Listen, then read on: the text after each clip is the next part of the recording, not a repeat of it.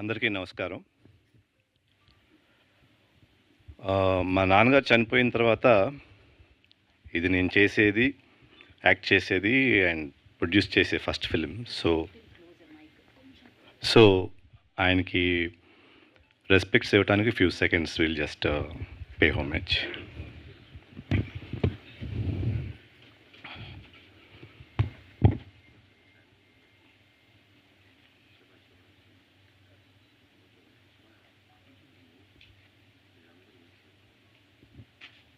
Yeah.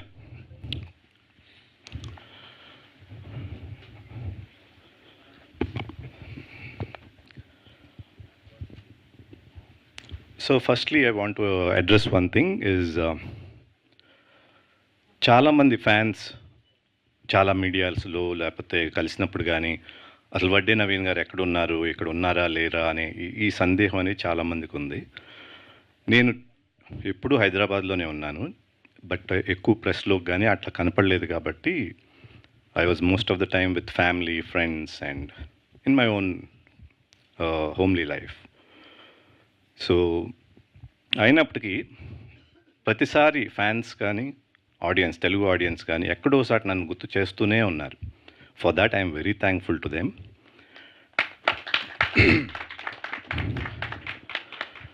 Kamal అన్నట్టు అసలు నేను సినిమా చేయకూడదు అనుకున్నా ఫస్ట్. గీత గారు అడిగారు బ్రేక్ ఇచ్చారా తీసుకున్నారా అని కదా. సో రెండు ఉన్నాయి. బ్రేక్ ఎలా వచ్చిందంటే మంచి సినిమాలు, నాకు నచ్చిన సినిమాలు రాలే, వచ్చే సినిమాని నేను చేయలే. సో అట్లా రెండు విధాలుగా బ్రేక్ వచ్చింది. బట్ దెన్ ఆ తర్వాత చాలామంది కథలు వినిపిస్తూ ఉన్నారు, వింటా ఉన్నాను. ఆల్మోస్ట్ లైక్ 5 years అనుకుంటా. సతీష్ అయితే మా ప్రొడక్షన్ ఎగ్జిక్యూటివ్ ఆల్మోస్ట్ ఒక 3 years నుంచి ఎక్స్టెన్సివ్గా ఎన్నో నెంబర్ ఆఫ్ స్క్రిప్ట్స్ విన్నాను. అన్ని థ్రిల్లర్స్ బాగున్నాయి, బాగోలేదు అంటలేదు కానీ బట్ నేను అనుకున్న స్టైల్లో లేదని నాకు అనిపించింది. దెన్ కేమ్ కమల్ వచ్చినప్పుడు త్రిమూర్తులు క్యారెక్టర్ ఒకటే చెప్పాడు. కథ సూసాయిగా ఉంది కానీ but not in full. Character నచ్చింది, టైటిల్ చెప్పాడు ట్రాన్స్ఫర్ త్రిమూర్తులు. ఈ రెండితో ఆల్మోస్ట్ 1 year కూర్చున్నాను, డెవలప్ చేశాను. సో అక్కడి నుంచి డెవలప్ అయ్యే లాస్ట్ మినిట్ వరకు కూడా సినిమా చేస్తానా లేదా అనేది సందేహమే. వస్తే మంచిది చేద్దాం, లేకపోతే ఇట్లా ప్రశాంతంగా ఉందాం అన్నదే ఐడియా. సో ఎప్పుడైతే ఫుల్ఫిల్లింగ్గా కథ వచ్చిందో then we started production and shooting wise very ఫాస్ట్గా అయిపోయింది. పోస్ట్ ప్రొడక్షన్ కూడా బాగా ఫాస్ట్గా అయింది. సో ఈ సినిమాకి హై క్వాలిటీ స్టాండర్డ్స్ ఉంటాయి. కథ పరంగా, కంటెంట్ పరంగా స్ట్రాంగ్గా ఉంటుంది. అఫ్కోర్స్ ఆడియన్స్కి నచ్చాలి, అది వేరే విషయం.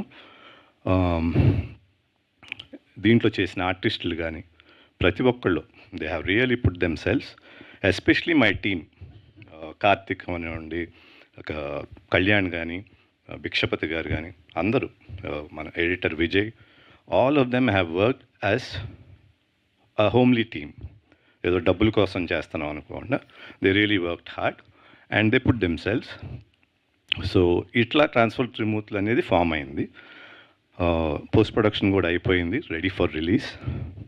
అండ్ ఈ అన్నిటికీ ఇప్పుడు ఆడియన్స్ ఎంత అడిగినా ఎప్పటికప్పుడు మీడియా దాన్ని ప్రమోట్ చేస్తూ ఇన్నేళ్లుగా 10 ఏళ్ళుగా నేను కనిపించకపోయినా కూడా ఎక్కడో దగ్గర నా ప్రస్తావన తీసుకొచ్చి ఒక్కొక్క ఆర్టికల్స్ వేసి ఇట్లా చేసినందుకు I would really thank the press for it.